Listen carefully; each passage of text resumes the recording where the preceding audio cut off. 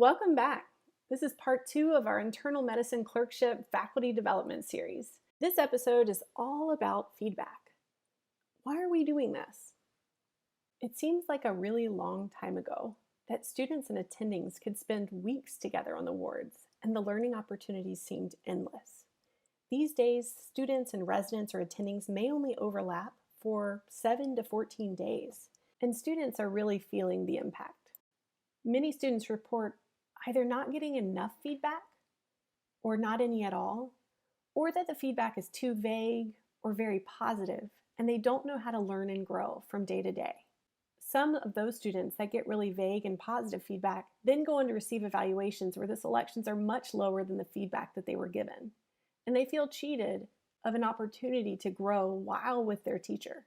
But from an attending perspective, you kind of get it, right? Because it's so hard to establish a relationship in such a short period of time where you can give such honest, constructive feedback that's going to lead to growth for the student. In this video, I'd like to give you a 5-point strategy for giving impactful feedback that stimulates growth for your student.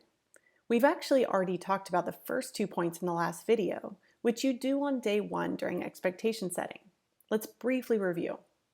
The first point is that you must set an expectation for growth for all members of the team, including you, and an expectation that feedback will occur regularly. The second point during that expectation setting session is to identify skill-based learning goals for the week and to select a limited number of goals to work on during your time together, rather than trying to work on them all. To select skills effectively, a good place to start are the learning objectives for the clerkship, which can be found in our clerkship field guide or in the email that the clerkship sends you at the beginning of your teaching attending block. These 2 actions will help you set yourself up as a coach that will work along with your learner on specific skills, making tiny adjustments and tweaks along the way until they are doing it just right. The next 3 points are the what, how much, and when to give feedback. The what, or the content of your feedback, is the most complex, so let's start there. What we're about to suggest may be a total change from the type of feedback that you're currently giving in order to make it more actionable. We want you to shift from qualitative feedback that focuses on approval or good versus bad to feedback that is very behavioral, descriptive, and concrete, that is much more actionable for the student. Great, so let's dig into what actionable feedback means. This is a spectrum of feedback from least actionable on the left to most actionable on the right. Less actionable feedback is abstract and high inference. It often includes perception of quality, like good versus bad, and can feel a little bit judgmental.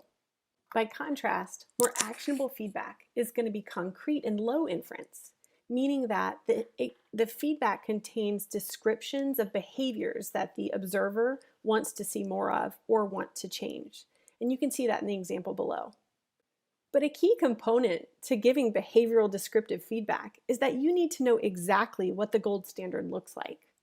And I really want to discourage you from using an internally developed model as your gold standard, whether that's from previous students or your own example. Internally developed models are problematic for a number of reasons.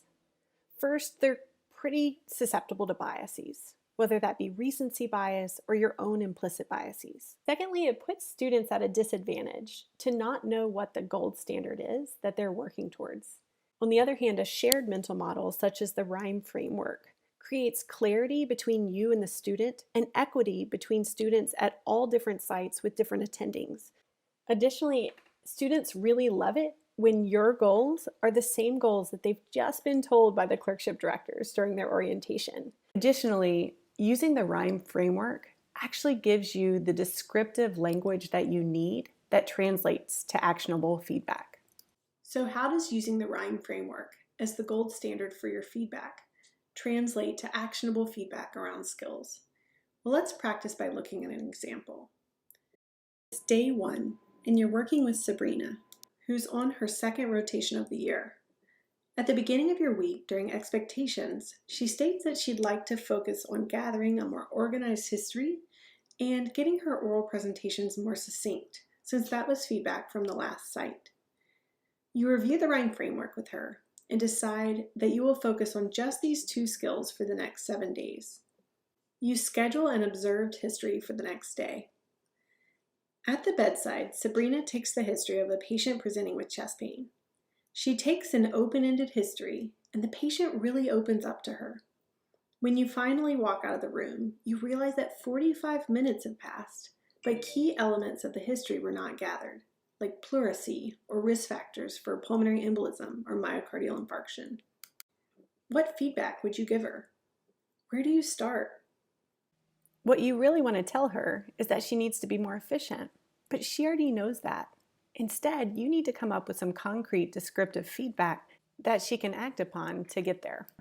To help you translate the RHIME framework into concrete feedback, we've created feedback tools that break each component of the framework into a collection of observed behaviors. If you can, pause here to review the tool in detail. All of our feedback tools use color coding so that you know which skills are reporter skills, interpreter, or manager. The tool breaks down the skill into a series of micro skills that include descriptive language for you to use. And then the anchors that you choose from are growth-oriented to really encourage you to honestly put what you see and where they need the most growth. This is a great opportunity to talk about how much feedback you would give to Sabrina in this moment, since she has a lot of room for growth. While you're tempted to give her feedback points on the entire history, limit your feedback to a few actionable items at a time. So this is key point number 4 of our strategy. Make your feedback bite-sized. Here's an example of a piece of bite-sized feedback that aims at the larger goal of getting to a more organized history.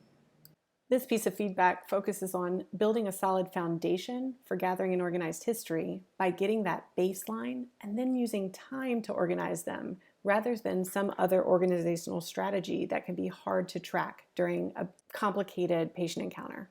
Our last key point of this strategy examines when you should give feedback. In general, you should give feedback iteratively and frequently, but how that happens can look different depending on the level of the learner. Let's use Sabrina's oral presentation as an example to think about this more. The next day, Sabrina gives her oral presentation on her patient with chest pain. It lasts 15 minutes, includes a lot of extraneous detail about things that are not pertinent, and then her assessment statement includes too many data points that are not translated into medicalese, but she correctly concludes that she thought the person had a PE. You see that she's working on reporting and hasn't yet reached interpreting for this particular patient. You decide that you want to help her identify and translate key elements of the presenting syndrome and use that to filter down history and physical exam. Feels like a big task. So how do you do this while still keeping the feedback bite-sized and actionable? So you could go about this in 2 ways. One way is the most common way I give feedback, which is to give bits of concrete feedback each day, either immediately or shortly after the skill you observe. This is a great approach for students who are at the interpreter level or refining a growing skill. But for students who are at the earlier end of the spectrum of their growth on the clerkship or who are struggling, we recommend investing in a longer feedback session earlier on and then following it by daily bite-sized feedback. So you would actually give minimal feedback in the moment, but later that day, sit with her for a focused skill coaching session. Here's an example. Let's say that you're working on helping her distill and translate her assessment statement. She would present her assessment statement to you, and you would provide corrective feedback, have her reflect on it, and then she would present a new statement. You then repeat this short feedback loop iteratively until she presents an acceptable product. Here's an example of an assessment statement morphing in response to iterative feedback during a coaching session. Okay, so that's our 5-point strategy on giving impactful feedback to your students. That includes setting an environment and expectation for feedback and the content, amount, and timing of feedback on the wards. Giving feedback is a huge topic that's impossible to cover comprehensively in less than 10 minutes. But we hope that this was a helpful primer and that now you have a framework to start with. We'll see you in the next video on writing narrative evaluations for your student. Thanks so much.